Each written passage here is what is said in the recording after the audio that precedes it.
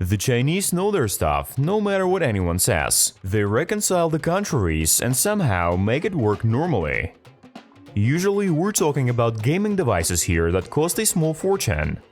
But today we'll have a look at a more mass product if you need a regular one, not gaming, but at the same time powerful and convenient laptop for a reasonable price. And this is HUAWEI MateBook D15. They say it's almost a MacBook from the Windows world. So today we'll find out the truth. You're on the Lemon channel, subscribe to stay focused. Let's get started and enjoy watching. There were several revisions of this laptop already, including AMD hardware and of course Intel that I'm gonna review today. This is the 2022 model with an i5 of the 11th generation, graphics from Intel Iris X, 8GB of RAM and half a terabyte hard drive. At the same time, its weight of 1.5 kilograms and 17mm thickness makes it ideal for work outside the home, traveling, studying and many other things where you just need to put the laptop on your back and go wherever you need to go, along with a small charger that doesn't take up much space but also lightweight in order not to overload your bag. And all this will cost you $600. But keep in mind that the prices are quite unstable, plus the price ranges depending on the hardware and configuration. However, this is still one of the cheapest laptops with this hardware on board, premium materials and impressive quality of assembly, but there are nuances. As it happens in China, HUAWEI decided to repeat after Apple's MacBook. However, corresponding to the status of their company, everything is made with a high quality and doesn't feel like a cheap fake. The casing is made of aluminum alloy in space gray, which made the laptop light and thin, especially regarding the screen bezels, but at the same time reliable, and there's even a feeling of premium quality. However, it fails the MacBook test, which is opening the screen with one hand. By the way, the screen has a 15.5-inch IPS Full HD resolution of very mediocre quality. What would you expect for this price? And no, it's no terrible, it's even not bad, but just mediocre, with a small maximum brightness of 250 nits, which is clearly not enough on the sunny day, and even inside, the black background becomes poorly distinguishable during sunlight. Plus, considering not the best viewing angles where colors are distorted vertically and horizontally from the wrong angle, so to open the screen on a sunny day, even assuming that this is a laptop, not easy. However, this doesn't mean that it's bad. Of course, it's not the best choice for professional work like color correction and other things, but for other stuff like surfing the internet, watching shows and movies, as well as working with documents, text, browser and so on, it will be just right. I call this laptop a compromise because it has a bunch of distinct advantages for its price. For example, thin and light aluminum body, and there are clear shortcomings, for example the screen, or keyboard. Here they try to copy Apple's style too. Here even the shape of the keys are identical. No complaints about the quality, presses nicely with a distinctive triggering, but no backlighting and without numpad, which you can understand in a smaller laptops, but in this one, what stopped them from adding a full-size keyboard, especially considering that this laptop is for everyday use or even for work. Moreover, alright, no numpad, so there's a lot of empty space which is really striking, and to my extremely unprofessional eye, it doesn't look very aesthetically pleasing. While other laptops have speakers there, here they decided just to leave the bare aluminum. In particular, it's funny when you see that the speakers are at the bottom and pointed towards the table or legs depending on position. I think the quality of that sound is not worth mentioning. Anyway, there are not many competitors demonstrating the same level for this price, and even a certain creativity when the Chinese popularized the web camera integrated into the key. Looks incredibly funny. On the one hand, it's really convenient for the people like me who stick the camera after the story with Snowden. The Chinese did this special for us.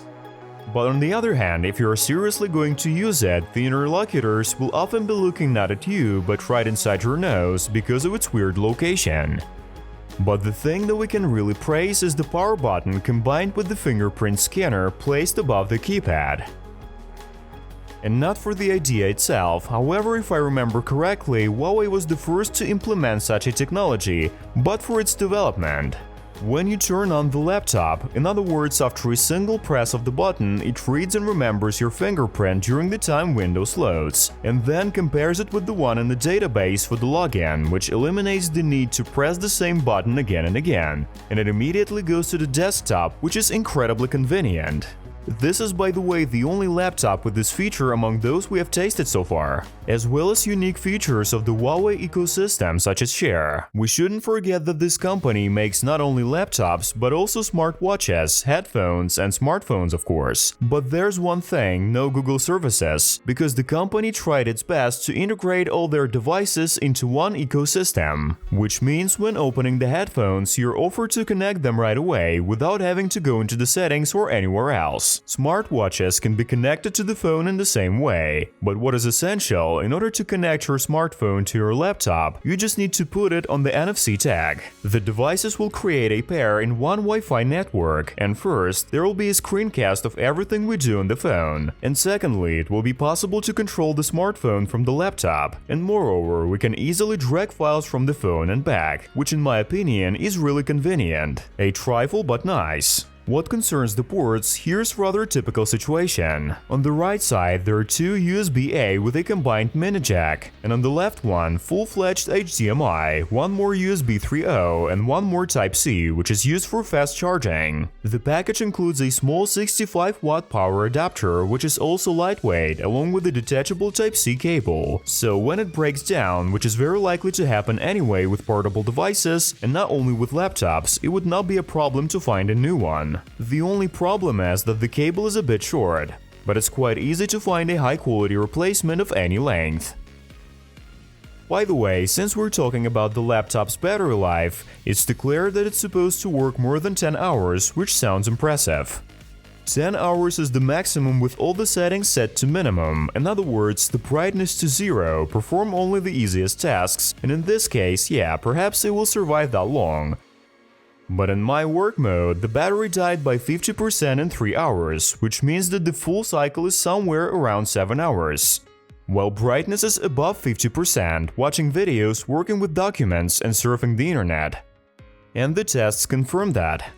In the PC Mark with the modern office mode, the laptop worked exactly 8 hours, and in the test simulating work with Word, Excel, PowerPoint, it lasted 7.5 hours. Actually, it could be better, but if we consider its weight and size, it's also a good result, especially in combination with a fast charge, where it takes 1.5 hours to charge 100% and half an hour to 50%. But still, it depends on the work mode, because as in the other MateBooks, you can activate the performance mode via the PC Manager application or by pressing Fn+P. And here we gradually move to tests. Indeed, in performance mode, the laptop changes its nature. First of all, it increases the frequency, then consumption, and finally, as a result, the heat dissipation increases. So, at its peak in performance mode, the temperature rises up to 96 degrees Celsius, which leads to short-term throttling. It's certainly not a huge problem, but it's felt on the casing, and I remind you it's made of aluminum, especially in the left side of the keyboard. However, you don't need this big performance in everyday usage. Balanced mode works just fine and scores a little more than 4,500 points in Cinebench. In 3D Mark TimeSpy, the CPU scored 2,500, which is higher than the Pro version, and the integrated graphics card scored 336 points, which is not too much, but it's enough for not the most demanding games. The first game we test will be CSGO Analog Valorant, which shows playable frame rate on low settings, with the effects turned off. Of course, it depends on the scene intensity, but on average, FPS ranges between 40 and 50, which in my opinion is quite normal for a shooter on a non-gaming laptop. The same goes for the original CSGO, where in low settings we see stable 60 FPS, so it's possible to have some fun during breaks from work. In PUBG, to my surprise, they seem to optimize the game a little, because on the same low settings we have around 40 FPS. This is certainly not so sweet, but still playable. However, those were relatively modern games, or at least the games that are still being updated. If we take Call of Duty Modern Warfare, the game is quite smooth on maximum settings. So these were shooters, and what if we take an old but still demanding The Witcher? On minimal settings with Full HD resolution we have 25 FPS, but if we lower the resolution to just HD we'll get 10 FPS boost, and this way we can play with console 30 FPS. Let's take several racing games. Forza Horizon 4 runs on the same 25 FPS even at HD resolution, but NFS Heat shows much better performance with playable FPS and even some particles. Well, in the end I decided to test mobile Genshin Impact, which surprisingly worked well with medium settings. So yeah, you can definitely find some games to play.